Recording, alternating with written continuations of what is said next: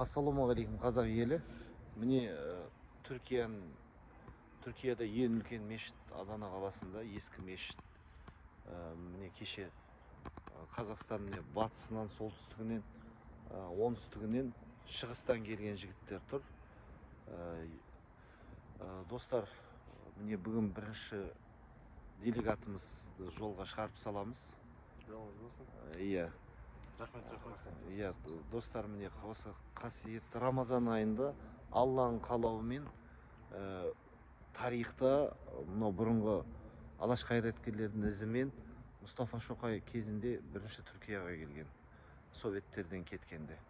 Сол енді біз Құдайға шүкір бейбіт соғыс болмай тұрып, өзіміз осы түрк бауырларымыздың арамызда ұлтшылдармен, қазақ ұлтшылдары мен түрк ұлтшылдардың арасында алтын көпір салдық.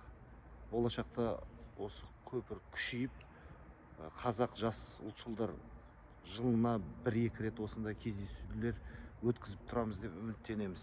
Мына мешітті қараңыз.